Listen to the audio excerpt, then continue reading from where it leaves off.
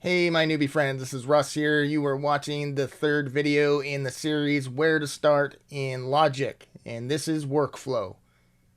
Let's get it started. This is Logic for Newbies. Alright, right off the bat, please subscribe if you like anything that you see here today. Like all those things that are great. Comment, I would appreciate that. All right, let's get into workflow, people.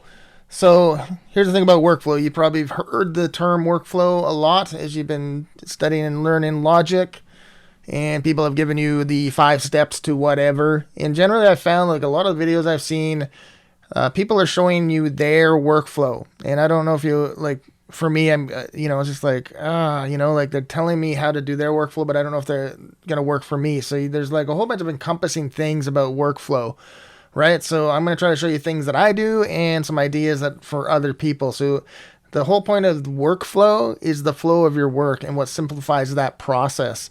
So briefly, I just want to talk about your workspace. Like, so wherever your computer is, your laptop, etc., your desk, everything, like create a space that helps your flow. Like, this is a journey, folks. And so a lot of times when we record, there can be frustrating things, and we need to try to remove those things that can frustrate us so we can create.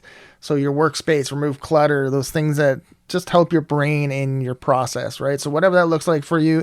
And because it's a journey, it can be evolving and changing. So be open to that, right? So speaking of evolving and changing, we're going to go to the desktop now and look at our desktop computer. Well, my desktop computer. And we're going to talk about saving in folders. So you can see I've got my external drive and I got my iCloud drive. When you are saving anything, I'd say don't save on your internal drive because that puts a lot of pressure on your CPU and that'll slow down your project and create overloads. Try to save as much as you can in your external and iCloud. And I actually save things in both so I don't lose things. As you can see, it's quite disorganized. This is stuff from a few years ago, like a lot of GarageBand projects that I want to go back to and listen to and see if I want to keep any of it, but I haven't cleaned it up yet because when I got into Logic, just not even a year now, is I just wanted to get into it and start learning. So I created folders like you can see over here. So when I'm doing a new Logic project, I save them over in here, right? That's what the main one I've got created. I've also got in my external drive, I have one for some of my samples that I've got and another one. So samples, if you do a lot of sampling, then you're going to want to create a lot of folders probably. So that's up to you, obviously. Another one that's big that I found that's really helpful for me is I have created a folder for videos on recording that I find on YouTube. So it's a folder that I've organized over here, as you can see, recording videos. So I have ones on drums, I have one on vocals, etc. That way they're easy for me to find and I can easily just click on that link and that helps me, right? I know you can save them on YouTube, but this helps me in my organization. So that's one thing I wanted to suggest to you. The other thing is over in here, we're going to go up to this Apple symbol. So another important thing is saving backups. So the nice thing in our Mac is if you go to System Preferences, they have this thing called Time Machine. And so you can actually set up automatic backups. And I can tell you, so here's Time Machine here, that yesterday actually I had my computer crash. And so thankfully I had a backup and I was able to restore. The only thing is a disclaimer. You can see that today it already saved at 12:10. So you can set up where it's going to save to. You can set up how often, etc. Right? But back up. So in my crash yesterday, just so you know, one of the things you have to look up is every, like say you're a person that has a lot of plugins, every plugin for every company has different licensing policies. So because if this was saved in my external drive, it's considered a different system, right? Opposed to my computer. And so I lost the license on one of my plugins and I was unable to restore it right off the bat. Most of my plugins did work, and the one I had to actually have to contact tech support. And I'm still waiting for them to get back to me. I don't know how long that's going to take. And that sucks because it's auto tunes and I use that quite a bit. And so just take that into account is when you're doing backups and restoring your backups, make sure you have covered your licensing butt so you don't lose the connection to your plugins. What are we going to look at now? We're going to go into Logic. Let's go to full screen. So for my workflow, when it's me just starting to create a track, this is what I want to see. I don't like seeing anything, to be honest, right? So this is me. I start here, usually have a MIDI controller, and I start with that and I start creating because that's how I do things. Later on, I do change things because if I'm sharing my project with other people, that's when I need to change things. So I wanted to show you some things in here though that might help you out. So one of the things is creating a template. So a template is this. So if you go into this panel here, you right click and you create, say, new audio tracks. Say you use new audio tracks quite often. They'll do a whole bunch. Software, instrument track, right click, right? Create more. There we go. So that's just for instance. So say this is what you need. And I know a lot of people need that. They like to have all the tracks open and ready so they can just easily click on it in their flow and do another thing, record another audio, etc. You can do this, and then if that's your template that you want to have on the regular, go up into Files, you go over into here, you save as template. And when you're creating your new projects, you can see up here there's new from templates. So you can create a separate folder for templates, right? So that's what you do, is you save it as a template, name it. So you might have different genres, different things that you have, like different that you use on the regular that are going to be different as far as how many tracks you use. You can save up different templates.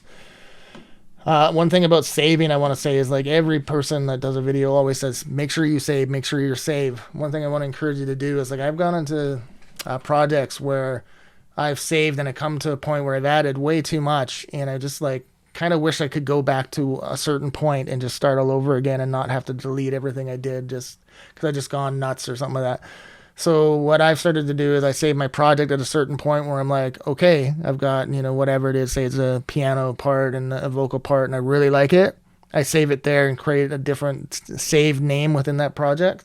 So I'll have several different projects saved, as far as, like, say my song's called Sunshine Day 1, and then I'll save another one later on when I've added things to Sunshine Day 2. And maybe I go back and I just have different versions as well, whereas then I can go back and sort of like figure out where I'm going, right? So I would encourage you to save different forms of your project, so then you're easy access to go back to certain spots that you really liked. That's the one part of saving that I would say differently than maybe other people would. The other thing we want to look at, so we've saved a template. You have your template there. The other things people like to do, and as smart, is over in here, if you right click on your track, you can assign a track color. So usually these tracks are automatically, if you record an audio, it's blue. If you record a MIDI, it's green. So you can change it to different colors, right? So if you click on it and you right click, this panel comes up, and it'll stay up until you close it, right? So if I go here and I decide I want this pink color for my classic electric piano, same here, classic electric piano. So your track color when you record it will actually be that color, right? So whatever you're doing, you may want to keep them all in the same color. The other thing that's helpful for people is, say, this marker, this little thing here, you click on it. There's different things here. What we're going to only look at right now is markers. So if I go and press that plus sign, it creates one marker. So if I click on my left, double click, you can rename it. I rename it to intro. All right, and so if I go over here, and that's my intro section that I've recorded down here. Now I can create another marker, right? I've got to go on the right side of the split, and we go here, and I can do the same as, say, that's my pre-chorus. You can go along, you can actually change the color in there as well.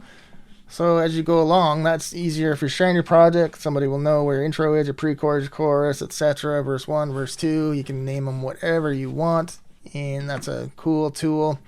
Over in my descriptions, I'm going to share like a couple of videos that are guys that are really detail oriented, and they'll show you some other tricks. I don't want to go into all those tricks and things that they use. I want you to show you the basics, but if you're a more detailed person, that information will be, or those links to those videos will be in description.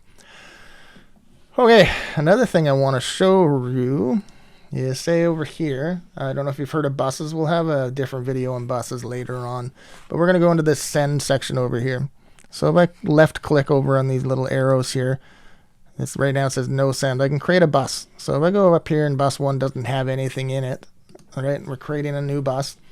say for all my vocals, I want to use CLA vocals. So normally over here in this left section, you would put in your EQs, your reverb, etc.